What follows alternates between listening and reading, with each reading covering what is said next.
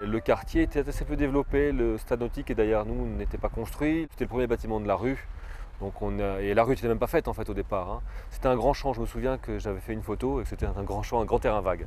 Tout l'enjeu pour nous c'était d'anticiper tout ce qui allait être bâti, de comprendre ce que les urbanistes avaient dessiné et esquissé et de nous insérer dans ce schéma-là en essayant d'en tirer le meilleur parti. Le contexte environnemental, l'emplacement du soleil, c'est ça qui a fait, c'est cette rencontre entre ces deux contextes qui a créé le bâtiment. Hein, le maître d'ouvrage avait pour ambition, c'était une de ses premières écoles avec des grandes performances énergétiques et puis des contraintes physiques importantes. On est dans un terrain inondable et donc un programme qui détaillait déjà spatialement les choses. L'école maternelle au premier étage, l'école élémentaire au deuxième étage et au premier étage en fait assez peu de choses au programme, un restaurant scolaire et quelques locaux de stockage. Une grande partie est déjà dédiée dans la cour de récréation pour le bassin de rétention, puis une petite partie pour le bâtiment. Donc on avait comme ça une stratification du bâti d'ouest en est. À l'ouest, le bassin de rétention, au centre, la cour, et à l'est, contre la rue, le bâtiment. Les urbanistes voulaient qu'on tienne le bâti. De l'autre côté, on a un mail, etc. Donc il y a déjà un parc public, et donc l'idée c'est que la cour participe au parc public.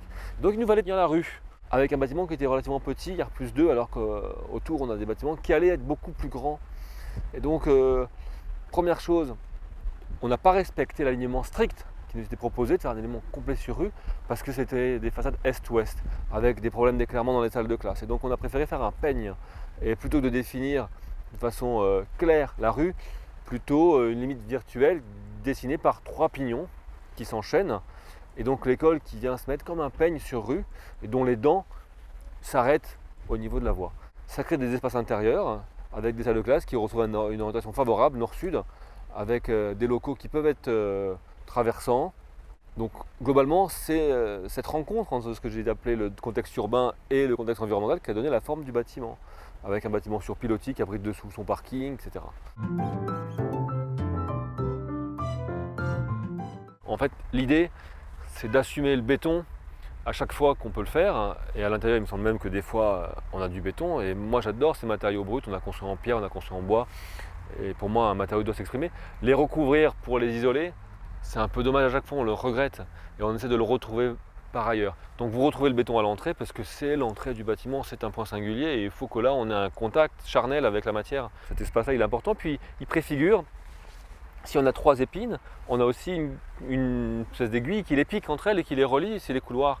Et donc là, à cet endroit-là, on voit la casquette qui se replie et qui dessine et qui préfigure ce couloir qui dessert tous les épis successifs.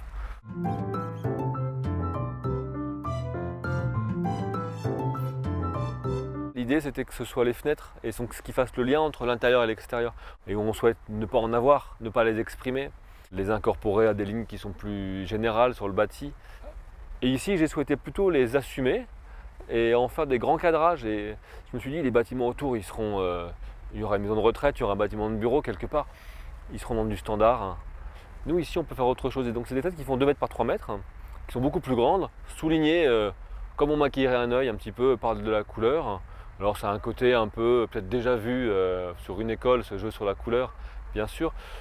Mais de façon assez simple, on arrivait à incorporer comme ça toutes les fonctions qui relient l'intérieur à l'extérieur. Donc une grande fenêtre, la ventilation, il y a quelques grilles qui permettent de laisser les fenêtres ouvertes la nuit pour rafraîchir le bâtiment, qui comme ça abolissent l'idée de façade pour mettre en scène les volumes. Voilà, puisque les fenêtres se plient dans les angles. Quelle reflète un besoin. Il y a des fenêtres qui sont beaucoup trop grandes pour certains locaux. Un atelier qui fait 20 mètres carrés avec une fenêtre qui en fait 6, bien entendu, c'est trop. Mais c'était le jeu de l'écriture et on s'y est prêté.